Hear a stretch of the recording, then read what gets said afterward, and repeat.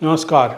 हिंदुओं में एक कॉन्सेप्ट है नमक का। मतलब अगर आपने किसी का नमक खाया है तो आप उसका बुरा नहीं चाहेंगे। सीधे शब्दों में अगर कहें तो आपकी अगर किसी ने मदद की है तो आप उसे नुकसान पहुंचाना नहीं चाहेंगे। और यही बात जो है देश और व्यक्ति के साथ भी जुड़ा है। लेकिन कुछ लोग ऐसे हैं जो खाते तो इस देश का हैं लेकिन वो सोचते इस देश के खिलाफ हैं। और यही बात एक तरह से अगर कहें घुमा फिरा कर जो है प्रकारांतरण से सीएम जो है पश्चिम बंगाल के शुवेंदु अधिकारी उन्होंने कही है। उन्होंने जो है कहा है कि ऐसे लोगों को जो है पश्चिम बंगाल में सरकारी योजनाओं का जो वेलफेयर स्कीम है स्टेट गवर्नमेंट का उसका फ़ायदा नहीं मिलेगा जिन लोगों ने 3 शादियां की हैं। मतलब जिन लोगों ने 2 से ज़्यादा शादियां की हैं। दूसरी बात जो उन्होंने कही कि उन्हें भी इसका फ़ायदा नहीं मिलेगा। मतलब ऐसे लोगों को भी राज्य में जो है अपने बच्चों को मदरसा में भेजते हैं, सरकारी स्कूल या प्राइवेट स्कूल ना भेज करके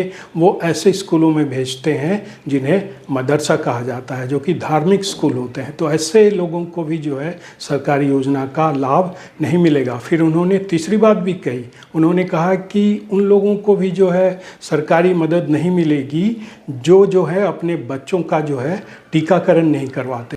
और देखिए यही फ़र्क है शुवेंदु अधिकारी होने में और कोई और मुख्यमंत्री होने में, क्योंकि वो जो कुछ भी कह रहे हैं वो संविधान के दायरे में रहकर कह रहे हैं। वो जो कुछ भी कर रहे हैं संविधान के दायरे में रहकर कर रहे हैं। सांप भी मर जाए और लाठी भी न टूटे वाला जो कहावत है उसे वो फॉलो करते हैं। मतलब वैसे लोगों को संदेश भी दे देते हैं कि जो देश के खिलाफ काम कर रहे हैं, राज्य के खिलाफ काम कर रहे हैं, मतलब वो जो कुछ भी कर रहे हैं वो समाज देश के हित में नहीं है। और ये भी कह देते हैं कि अगर वो नहीं सुधरे तो जो है इसका उपाय भी मेरे पास है। मतलब उन्होंने सीधे कह दिया है कि जिन लोगों ने 2 से ज़्यादा शादियां की या करने वाले हैं उन्हें जो है योजनाओं का लाभ नहीं मिलेगा। और जो लोग अपने मदरसों में भेज रहे हैं बच्चों को उन्हें भी इसका फ़ायदा सरकारी योजनाओं का नहीं मिलेगा। और जो लोग अपने बच्चों को टीका नहीं लगवाते हैं उन्हें भी जो है सरकारी मदद नहीं मिलेगी। तो ये जो है शुवेंदु अधिकारी का सीधा मैसेज है कि आप राज्य के खिलाफ जाकर, राष्ट्र के खिलाफ जाकर जो है काम नहीं कर सकते। आप राज्य के खिलाफ भी काम करें, राष्ट्र के खिलाफ भी काम करें और आप राज्य की सरकारी योजनाओं का फ़ायदा भी लें। केंद्र की जो योजनाएं हैं वेलफेयर स्कीम के तहत उसका भी फ़ायदा लें। मतलब सरकार, राज्य या केंद्र सरकार आपकी जेब में तो पैसे डालें लेकिन आपके जो काम हो वो राज्य के खिलाफ जाएं, देश के खिलाफ जाएं। ऐसा नहीं हो सकता। इसलिए उस शुवेंदु अधिकारी ने साफ साफ कह दिया है पैसे लेने हैं, सरकारी योजनाओं का फ़ायदा लेना है तो आपको शादी एक ही करनी पड़ेगी जैसा दूसरे आम लोग करते हैं। बच्चों को टीका लगवाना पड़ेगा। और देखिए ये टीका न लगवाने की जो है बात पुरानी है। आपको याद होगा जब ये कोरोना का संकट था और ये जब टीका आया था नया सबको टीका लगना शुरू हुआ था। कोरोना का वायरस के खिलाफ जो बना था अपने देश में टीका उसका लगना शुरू हुआ था। तो आपको याद होगा मध्य प्रदेश में जब वहाँ सरकारी टीम जो है किसी मोहल्ले में गई थी टीका लगाने तो उस टीम पर, मतलब वो जो मेडिकल टीम थी जिसमें नर्स थे, डॉक्टर थे, उन पर हमला हो गया था। छतों से जो है पत्थर बरसाए गए थे और बड़ी मुश्किल से जो है जो डॉक्टर थे और नर्सेज थी और जो भी सरकारी कर्मचारी थे मेडिकल से जुड़े वो अपनी बड़ी मुश्किल से जान बचा कर भागे थे। और देखिए जिस तरह से शुवेंदु अधिकारी काम कर रहे हैं, हिंदुत्व के झंडे के तले काम कर रहे हैं, राष्ट्रवादी नीतियों के तहत चल रहे हैं, लेकिन फिर भी जो है ऐसा कुछ भी न कह रहे हैं न कर रहे हैं जिससे संवैधानिक रूप से जो है उन पर कोई आँच आए। मतलब कोर्ट में जो है उन पर कोई चैलेंज करे। और ये फ़र्क है। और इस फ़र्क में देखिए कई बार लगता है कि शुवेंदु अधिकारी जो है योगी आदित्यनाथ जो कि मुख्यमंत्री हैं उत्तर प्रदेश के, उनसे भी आगे निकलते दिख रहे हैं। क्योंकि योगी आदित्यनाथ ने अभी तक अपने राज्य में ये नहीं कहा है कि जिन लोगों ने 2 से ज़्यादा शादियां की हैं उन्हें जो है उत्तर प्रदेश में जो सोशल वेलफेयर स्कीम है उसका फ़ायदा नहीं मिलेगा।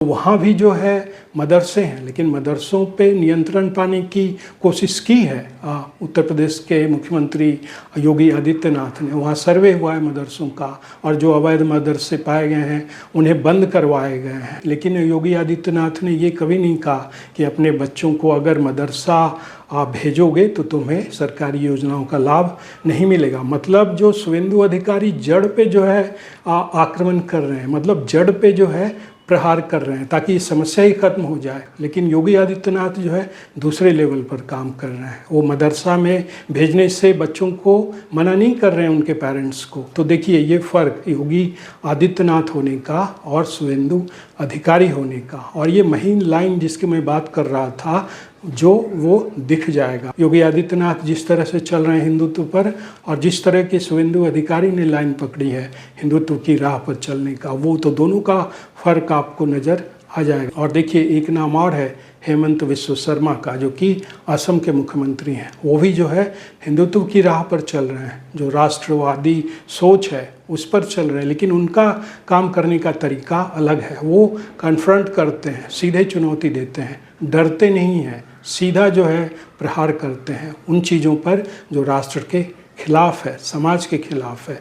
तो ये फ़र्क भी आपको जो है नज़र आएगा। एक तरफ अगर आप योगी आदित्यनाथ को रखें, हेमंत बिस्वा शर्मा को रखें, और फिर बीच में जो है शुभेंदु अधिकारी को रखें, तो इन तीनों मुख्यमंत्रियों का फ़र्क जो है आपको दिखेगा। चल रहे हैं तीनों हिंदुत्व की राह पर ही, राष्ट्रवादी सोच पर ही, लेकिन तीनों के जो काम करने के तरीके हैं वो अलग अलग हैं। और इनका अगर तीनों का आप एनालिसिस करेंगे तो आपको शुभेंदु अधिकारी फ़िलहाल बड़ी तेज़ी से जो है लीड लेते दिखाई पड़ेंगे, क्योंकि उनकी जो सोच है वो बड़ी महीन है, बड़ी बारीक है, और उनके काम में तेज़ी है। मतलब जिस तरह से वो हिंदुत्व विरोधी, सनातन विरोधी, राष्ट्र विरोधी शक्तियों पर हमले कर रहे हैं, और एक तरह से उन्हें अलग थलग करके कमज़ोर करने की कोशिश कर रहे हैं, और उनकी पहचान भी एक तरह से कर रहे हैं। मतलब देखिए इसी बयान में आप देखिए कि जिस तरह का उन्होंने बयान दिया है, शादियों वाला बयान, 2 से ज़्यादा शादी करने वाला बयान,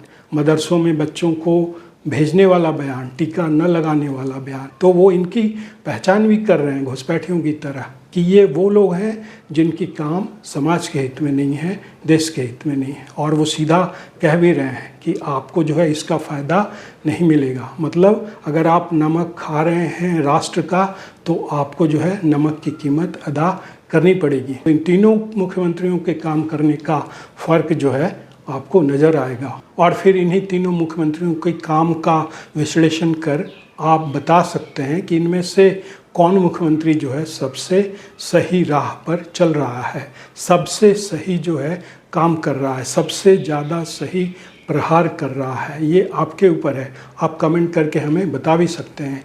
तो आप हमें बताइए, हमें आपके उत्तर का जो है इंतज़ार रहेगा। तो आज के एपिसोड में इतना ही। आपसे अनुरोध है कि इस चैनल के वीडियो को देखें, लाइक करें और शेयर तो ज़रूर करें, और आपकी इच्छा हो तो सब्सक्राइब भी करें। तो आज के एपिसोड में इतना ही। अब हमें आज्ञा दीजिए। नमस्कार।